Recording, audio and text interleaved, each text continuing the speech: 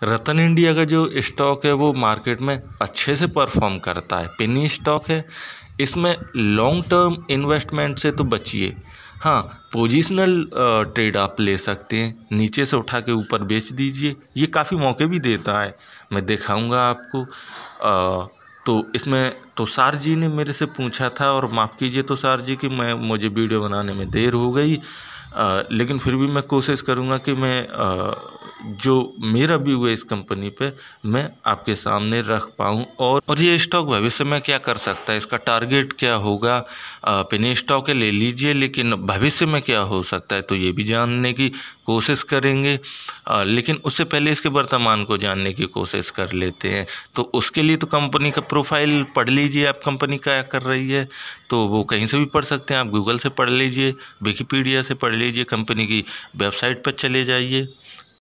रतन India group, जिसका पहले नाम इंडिया बुल्स हुआ करता था, अभी 3 धंधे करता है: पावर जनरेशन का, सीमेंट का और माइनिंग का। जो रतन इंडिया पावर है वो 5400 मेगावाट की बिजली पैदा करती है। उसका प्लांट जो है अमरावती नासिक में है। अच्छी जगह है, घूम के आइए कभी। मैं गया हूँ, लेकिन फ़िलहाल तो कोविड का टाइम है, अभी मत जाइए।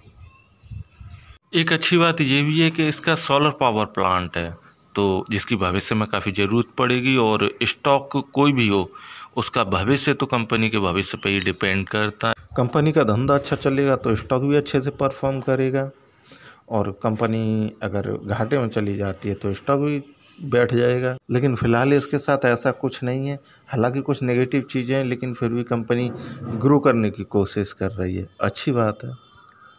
जब तक मैं ये वीडियो रिकॉर्ड कर रहा हूँ, सेंसेक्स 457 पॉइंट उछला हुआ है, मज़ा आ गया, लेकिन सब लोगों का नहीं। इस स्टॉक तक पहुंचने से पहले आज ज़रा सेक्टर वाइज परफॉर्मेंस देख लेते हैं। निफ्टी एनर्जी कोई ख़ास परफॉर्म नहीं कर रही, जब PSU बैंक सबसे ज़्यादा।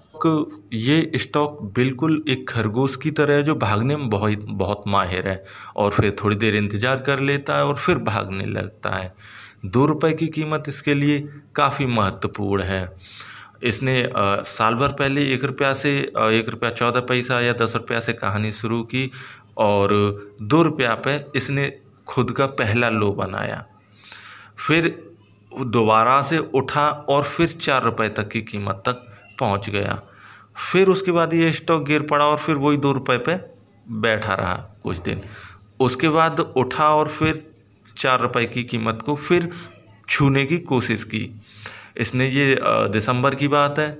इसके बाद इसने दिसंबर से अप्रैल तक ये स्टॉक गिरता रहा, और अप्रैल में इसने एक बॉटम बनाया 2 रुपये 42 पैसा का, और फिर यहाँ से ऊपर जाने की कोशिश कर रहा है। अब सारी कहानी यहीं पे फंस जाती है कि अभी ये स्टॉक, मार्केट जब पॉजिटिव है और स्टॉक नेगेटिव है, नीचे गिर रहा है, तो क्या ये स्टॉक नीचे गिरेगा या ऊपर जाएगा। इस स्टॉक की हकीकत जानने के लिए, और फिर इसमें मेजॉरिटी ऑफ इन्वेस्टर्स क्या करना चाह रहे हैं इस स्टॉक के साथ, ये जानने के लिए फिर जनवरी से लेके और अब तक का जो इसका प्राइस मूवमेंट है उसका चार्ट लगाएंगे। उसके बाद बात करेंगे कि हकीकत में क्या करना चाह रहा है ये स्टॉक। अभी क्या ऊपर जाएगा या फिर यहाँ से नीचे गिरेगा। और यही चीज़ें हैं जो लोगों को सताती हैं, डर लगता है। लेकिन जैसे मैंने पहले कहा, इसमें अगर आप लॉन्ग टर्म का इन्वेस्टमेंट करेंगे तो आपको ज़्यादा प्रॉफिट नहीं होगा। 2 रुपया को आप स्टॉप लॉस भी मान के चल सकते हैं और खतरे की घंटी भी मान के चल सकते हैं, क्योंकि पिछले 1 साल में 2 रुपया का जो इसने लो बनाया उसे तोड़ा तो है नहीं। अब कोई स्टॉक जब अपने लो को तोड़ नहीं रहा तो इसका मायने हो कि वो ऊपर ही जाएगा। लेकिन फ़िलहाल की बात कर लेते हैं कि हालिया दिनों में ये नीचे गिर रहा है, और अभी कुछ दिनों में ये नीचे की तरफ ही मूव कर रहा है। तो क्या स्टॉक ये नीचे गिर जाएगा? यहाँ पे अब अगर हम हैं फंसे हुए तो क्या बेच के निकल जाएं? 2 चीज़ें यहाँ समझने की। पहली कि पिछले 3 ट्रेडिंग डे से मार्केट गिर रहा है। दूसरी कि एनर्जी सेक्टर कोई खास परफॉर्म नहीं कर रहा है। तो दोनों ही चीज़ें नेगेटिव हैं, और स्टॉक के लिए ये चीज़ गलत है। तो फिर स्टॉक क्या करे जब मार्केट भी गिर रहा है और सेक्टर भी कोई ख़ास परफॉर्म नहीं कर रहा है? तो स्टॉक या तो बैठा रहेगा उसी जगह, या फिर वो कोशिश करेगा नीचे गिरने की। तो इसका जो पिछला हाई है, अभी इंतज़ार कीजिए कि अगर ये पिछला हाई है जो इसने मार्च में बनाया था, अगर ये इसे तोड़ के नीचे गिरता है तो मान सकते हैं कि इसका डाउन ट्रेंड चालू हो गया।